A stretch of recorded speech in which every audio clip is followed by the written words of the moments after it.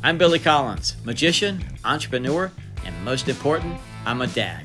And this is Tipsy Talk, the show where I sit, have a beverage, and talk with some fascinating people in the world of entertainment, business, and influencing. After spending many years working behind the bar, I've heard and listened to some incredible people, and then it finally dawned on me that everyone has a story.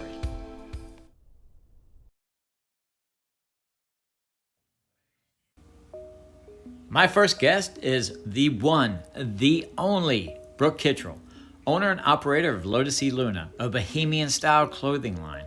I chose Brooke because she is a classic definition of the meaning hungry and humble, with her drive, willingness to learn and grow her business, and her uncanny knack for inspiring others to join the ranks of entrepreneurship. She was a slam dunk to be the first guest on Tipsy Talk. What's up, gang? Welcome back to the channel. My name is Billy Collins, and this is the very first episode of Tipsy Talk, a show where I sit with some fascinating people, have a glass of wine or a beverage, and just talk. So guys, before we get started, please hit the subscribe button right there. Brooke, can you point that way for me? Hit that little notification bell, because you're not going to want to miss future videos. Alright guys, so I'm sitting here with the one, the only Miss Brooke Kittrell. She is the owner of Lotus y La Luna. Brooke, tell us a little bit about yourself, about where you come from, where you're... So I was born and raised on the Crystal Coast, and I've never shopped anywhere from home, I will admit. So when I was old enough to know that I could actually bring something different to the area, I jumped right on it and opened Lotus y La Luna. We actually live on a boat in Beaufort, so I wanted clothing that was boat worthy. You could toss it over your bikini, go from boat to bar, just very beachy, the whole lifestyle of our county here. And then as the store progressed and grew, I wanted to make a difference, and I started really researching what the clothing industry was doing on the environment, especially living in a beautiful area like this. So it has evolved into an eco-friendly, sustainable, ethical, fair trade clothing boutique. Very cool, very good. So tell us about interesting facts about you, other than the clothing line. What do we need to know about Brooke? Okay. Tell us a little bit about Brooke. That's scary. So probably one of the most fascinating things that people don't realize. So I was born and raised in Carteret County, but my mother is from Nuremberg, Germany. So I've always had a very different outlook. Being raised in a small town, half of my family was born and raised in this beautiful little area, but there's a lot of different culture that I was exposed to growing up. So I'd like to attribute kind of my eye for fashion to being raised with a lot of different cultures in our household. I'm trying to think of what else. I have an 8-year-old son whose nickname is Doodlebug. His real name is Andrew. He doesn't really let me call him Doodlebug anymore, but yes, I have an 8-year-old son who's amazing and keeps me on my toes. Like I said, I live on a boat, so I feel like not a lot of people can say that. Which is pretty cool. It's pretty awesome. That's pretty awesome, yeah. to live on a boat. I live on a boat, so I mean, most people have waterbeds. You have a boat that actually we rocks. actually have a boat. Oh, another fun fact about that. So the boat that we live on, we have now stayed on the boat for 3 hurricanes now. So not only do we live on the boat, that boat she's treated us well. It's a 1979 trawler yacht, so I'm a little salty. A little salty. We all have a little salt in our blood. Yes. So an interesting fact that I learned about you, you said you have an 8-year-old son, but I also heard during your pregnancy, you binged watch a certain show. I did. I binge watched The Office, and even when I was in labor at the hospital, I was in labor for 22 hours. So I had brought my iPad so that I could watch episodes of The Office while I was in labor. So I'm a huge Office fan. How can you not be? It's probably one of the best TV shows of all time. I would have to agree with that. So I knew we had a connection in that point. So yes. Very good. I talk to a lot of people, and whether you know it or not, you inspire a lot of people, not just women, but man, I mean, you've inspired me. I mean, eventually I'll move and do my own thing in the clothing line as well. But what inspires you? Is it a person? Is it a feeling? Is it an aura? What inspires you to do what you do? I would definitely say that it's a feeling. When a woman comes into Lotus or purchases something online, because we actually started as an online store, when she tries an item on, buys it, and then gets home and sends me a picture in it and tells me how amazing she feels in that item, I do a little happy dance every single time, even after 3 years of being open. I know personally when I put on a good item of clothing and I'm feeling it and I feel confident in myself, I feel like people can see that from you, and if I can make other women feel the same way when they put pieces of clothing on, I will do that all day, every day until I physically cannot do it anymore. It's amazing that you said that, because in magic it's the same thing. Like, you know, you get that feeling of performing and that rush of performing. But there's a part, I mean, there's been so many people that have come up to me, and for one time I was working at a restaurant doing walk around, and I had a customer come up and say, "Can you do magic for my daughter?" And I did it, and it was the first time that she's laughed in a while, because she just got out of chemotherapy. See? And those are the type of things that propel you and make you want to keep going. You feed off of it. Yeah. So is there an individual person that you look up to? Surprisingly enough, this person has absolutely nothing to do with clothing at all.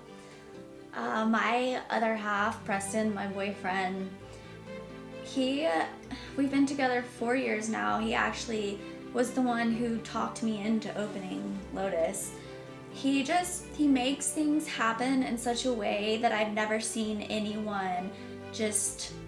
He can have an idea and bring it to life, and he's not going to stop until he brings that idea physically to life. That's one of those traits you don't find very often. You don't find that very often. You don't find that in people. And he is that person, and he just, watching him work and watching him think, it gave me the energy and inspiration to believe in myself enough to go for it.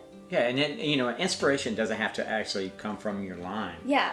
You know, I get inspiration from, you know, people like you, or, you know, people like my kids, or whatever. You know, I see what they're going through and it inspires me. Or just talking to random, that's the whole reason for this, is because it inspired me by sitting in a bar, you know, serving people and hearing stories. Yeah. So, you know, inspiration comes, it will hit you when you least expect it. It definitely does. So, all right, Brooke, let's go back to day one. Okay. When the day that you woke up out of bed and said, I'm going to start my business. Take us back. It was January 1st, 2017. I still remember it very much so. Did you mark it on a calendar? No, I didn't, okay, but I just for some reason I remember that date, because it was like I woke up that morning and I was like, screw all this. Why am I not doing what I want to do? So, for a few months I had been working at a jewelry store, which I absolutely loved. It's Silverline on the Motor City waterfront. Check them out if you haven't. And I had been putting money aside. I'd been putting cash from every paycheck aside to do something with. And on January 1st, I just remember waking up and just 100% like, I'm gonna do all this research. I'm gonna teach myself how to build a website. I'm gonna hire a photographer, which I already had someone in mind. I'd worked with him for a long time. I started researching where to purchase clothes wholesale, like how to even get a wholesale account, how to get your federal tax ID. That day, I think I spent like 16 hours, just 100%, like, this is what I'm gonna do, and I'm gonna sit here today, and this is all gonna happen.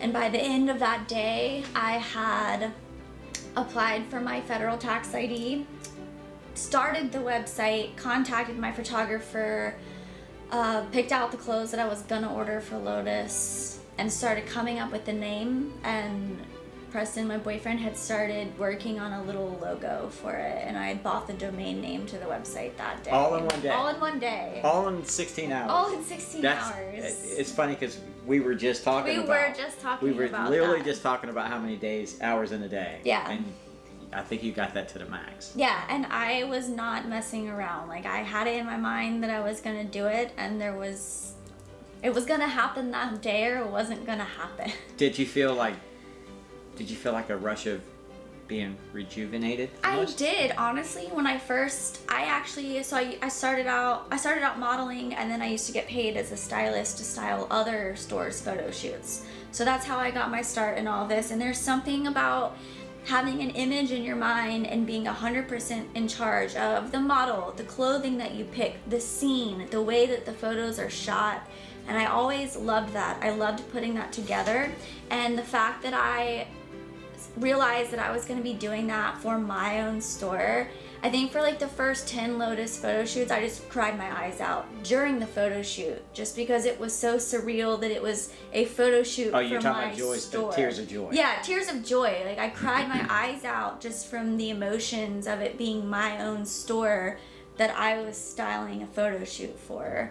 And I always have these pictures in my head, and a lot of people don't realize this, but I'm the photographer for Lotus, and I create every photo shoot. Every model with a piece of clothing on is hand-picked, and I shoot it. So to be able to have that in my mind and to bring it to life, I think that was just worth it. Opening a store up the way that you live your life isn't just about your career or, your family or the way you look. A lot of people don't understand that, like, what you put on your body is your life. It's your art. It's how you present yourself to the world on a daily basis. And what you're wearing speaks volumes about what you are. So I went off on a tangent there. No, that's fine, but yeah. And I know the feeling, because I've had businesses, and I've had businesses that failed. I've done well in other ventures, but I associate owning a business or starting a business like you did with like certain days in life, like when you see, like, for me, the day that I got married, or the birth of my children. Yeah. It's that type feeling. It's the birth of a project. It's the birth of something that you have in your mind, and when you bring something to life, it is a birth in a way. I mean, I'm glad you said mine, because it's like an artist sees an empty canvas and it comes to life. Yeah, so exactly. I want you to take a moment. I want you to close your eyes. Okay. And just picture yourself. I want you to picture yourself 10 years from now. And I want you to imagine and tell me, where you see yourself, where do you see your brand, where do you see your company in 10 years? What's the goal?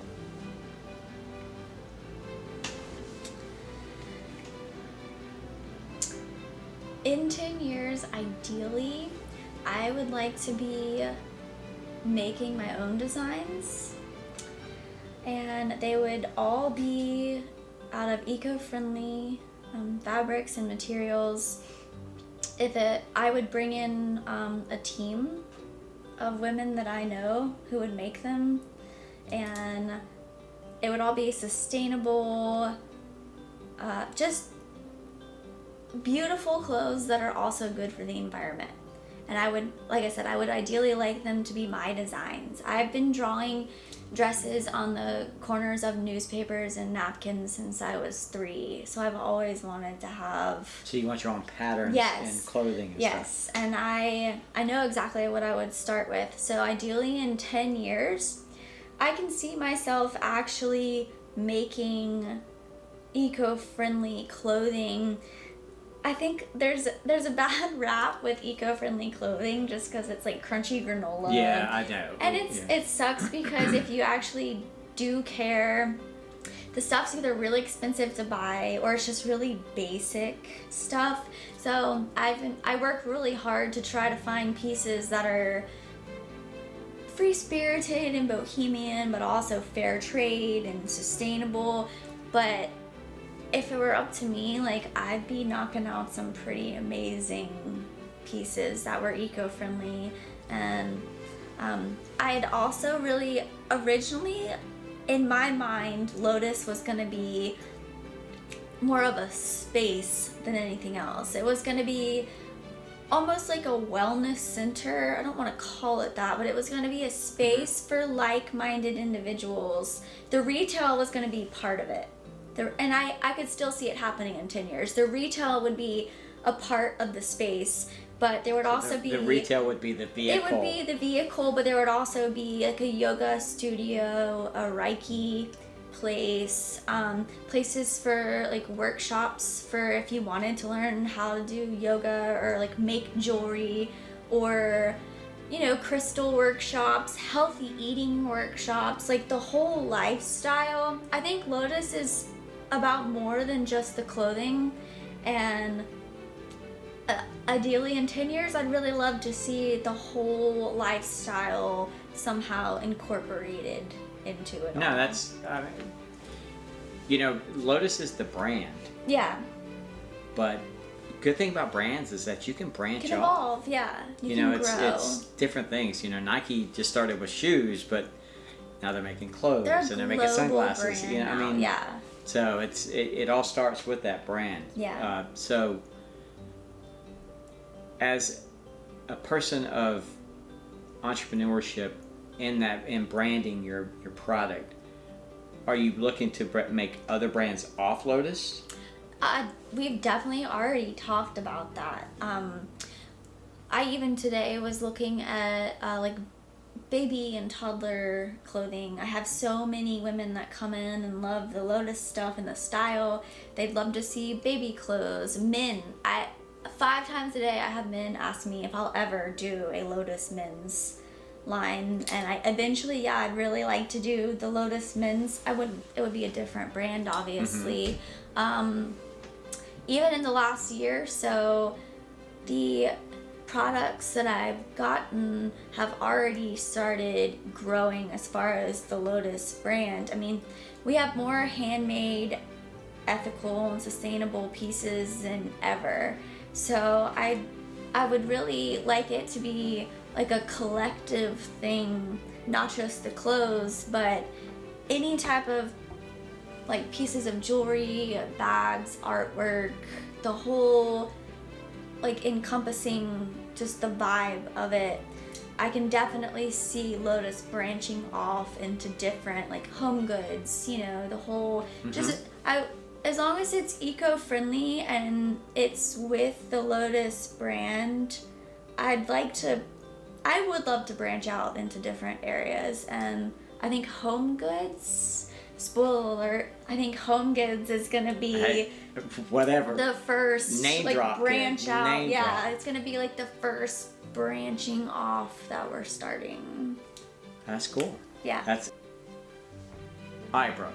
So after all the blood, sweat, and tears, the thankless hours of working your butt to the bone, doing what you do, why do you do it? Well, it's funny that you should mention that, Billy, because this week's blog post on the Lotus website, which comes out every Tuesday, Tell them the website. was called What's Your Why? And it was just a recap of everything that was in my mind, especially being quarantined in this whole coronavirus situation. It forced me yet again to ask why I'm doing what I'm doing. And through all the blood, sweat, and tears and behind the scenes work that nobody ever sees, this, I've mentioned it before, this clothing brand is more than just a brand for me. When someone walks into the shop, or they shop online, or you have anything, even if you just come talk to me, you don't even have to be a customer. I want that space between us to be, I want you to get to know Lotus as the brand, and I really wanted to bring that feeling of when a woman is feeling good about herself to more women, and I wanted that to be accessible and attainable, and I wanted to do social good through that. I wanted there to be a different aspect of, okay, I'm gonna help a woman put this beautiful outfit on, and she's gonna walk out of here and feel confident in herself. And while she's doing that, she's also gonna be able to feel amazing about herself because she just spent money with a shop that not only is working towards helping the environment, we have other social causes that we're working for. So it's all encompassing. It's like you buy this piece, this article of clothing, and everything that goes along with it is this whole other, it's helping, it's doing your part in the universe. So I think my new favorite thing to say is changing the world one piece of clothing at a time. So your why would be? My why would be change. It would be change. What are you doing to make the world a better place when you leave? So if I can do that through A, helping a woman to feel confident in herself, and B, like I said, the back end of that is everything that goes along. When you spend your hard-earned money with Lotus, you're also helping the environment. You're helping social causes. You're helping every person who has put anything into Lotus. It goes right back into them. Are you sure you're not my daughter? Because I'm sitting about, you said what I tell everyone, people all the time, like, I want this world to be a better place than when I came in. Yeah. And if you're not asking yourself that, I think at the end of the day, what's my why is, how am I making the world a better place? So I guess that's actually my why. I mean, it's perfect. I'll take it. I'm nervous for this one. I'm nervous too. Okay, so what is your craziest thing that you've done while you were tipsy? Let me begin this story with saying I was born and raised in Carteret County.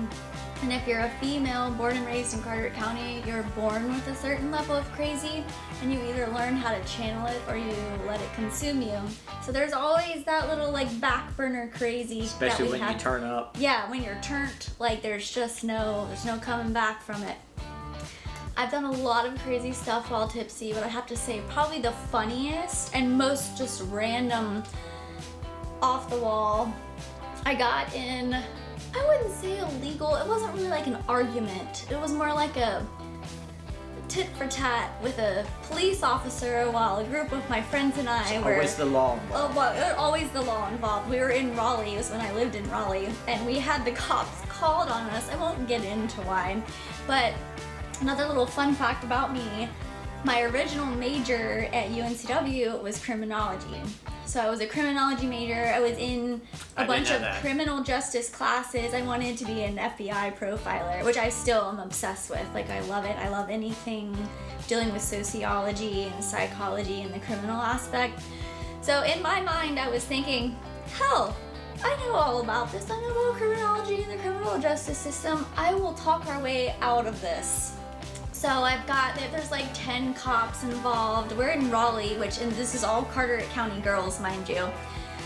I'm sitting in the rain, it's pouring down rain. I was tipsy, but I can vividly remember this. It was before I had my son, so I must have been 21 or 22. And I was a hot mess, obviously. my shirt's like falling off, but I'm having like a legit conversation with the police officer who is questioning me, and I'm like, it's fine, officer.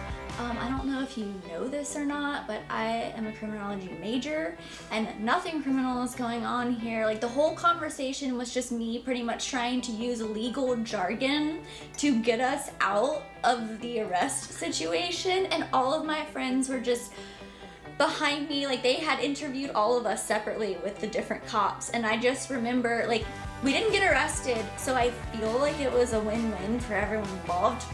But in my tipsiness, I really legitimately thought that I could like talk us out of getting arrested because I was a criminology major. So you went full on investigator. Full on, and I was like, excuse me, I would like to know what you're charging us with. I would like to know who's in charge here. I'd like to know, and mind you, I was, like I said, 21 or 22 at the time. You were in court. I was in court. I was 21 or 22 at the time with like Wake County police officers in my face, and like the Carteret County in me came out, and I was like, hold the phone.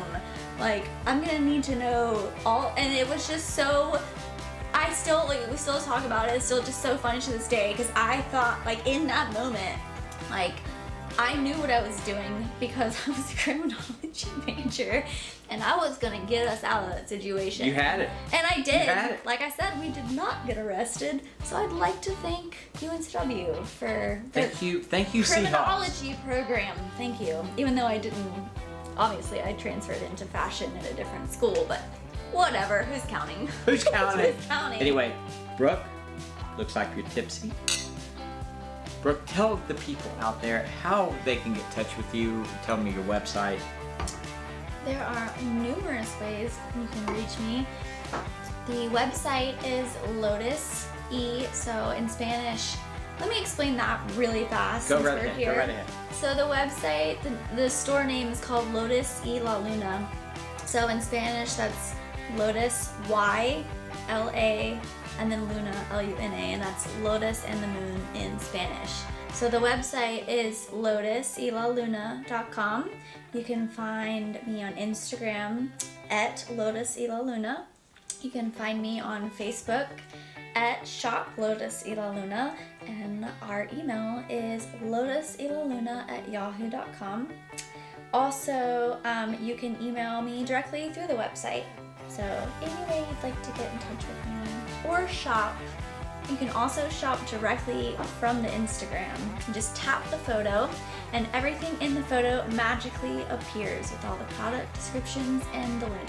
So pretty excited about that. And do it, because she now. is, I mean, this is a trendsetter right here, and you need to get on the ball right now. But before that happens, guys, I want you to, or Brooke, I want you to take a look.